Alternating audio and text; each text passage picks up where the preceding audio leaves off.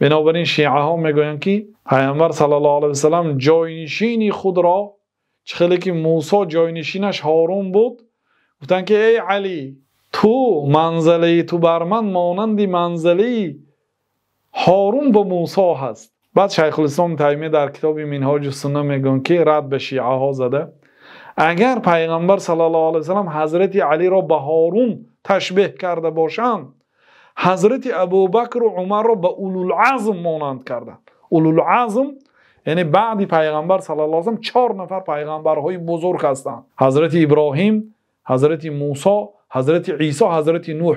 به این 4 بزرگوارها که پنجمین اینها پیغمبر صلی الله علیه و سلم هستند.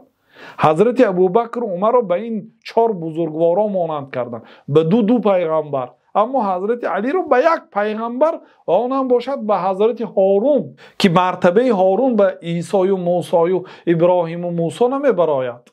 و باز شیخ الاسلام رحمت الله علیه گفتند که و علی را در اینجا نمانند هارون 100%. حضرت موسی و واخوری پروردگارشان رفتند به نزد الله تعالی، میقات و عهد و واخوری داشتند. الله تعالی در آنجا با موسی گپ زد. وقتی که به میعاد به وعدگاه با همراه الله تعالی رفتند حضرت هارون را به تمام امتشان جاینشین کرده رفتند. فرق بین هارون و بین علی هست. و اگر پیغمبر صلی الله علیه و سلم به جنگ روند و یگان کس را نبرند یعنی این صفت کمال نیست بلکه صحابه ها از این حذر میکردند.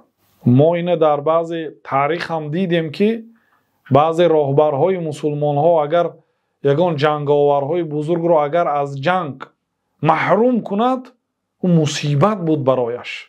تو میگفت جنگ به اشتراک نمیکنی از همین روز اعتبارا گویا که زمین به آسمان چسبیده باشد ماتم حساب میکردن وقتی که از جنگ روی من میکردن. ببینید فرقیت هارون و فرقیت حضرت علی را. حضرت موسی به تمام امتشان حضرت هارون جاینشین و خلیفه اعلام کرده رفتند تا آمده نشد. اما وقتی که پیامبر صلی الله علیه و سلم به جهاد رفتند و حضرت علی را به مدینه راهبر اعلام کرده رفتند جاینشینی پیامبر صلی الله علیه و سلم در مدینه، شیخ الاسلام رحمت الله علیه گفتند که آخر به فرق 2 قصه رو تمام امت ابوبکر و عمر بزرگان همه همراهی پیغمبر صلی الله علیه و سلم هستند. در مدینه فقط زنها، کودکها، منافقها و شخصیت های بیمار و شخصیت هایی که جنگ کرده نمیتوانند معذور هستند.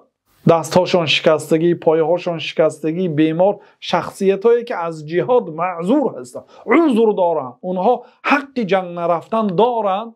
به همین ها حضرت علی را جاینشین کرده رفتن میگه. یعنی این وقتی که شیعه یک سخن را میگه شیخ الاسلام بر سخن شیعه جواب میگردانند. وقتی که بر سخن شیعه جواب میگردانند گویا که حضرت علی را تحقیر کرده ایستادند.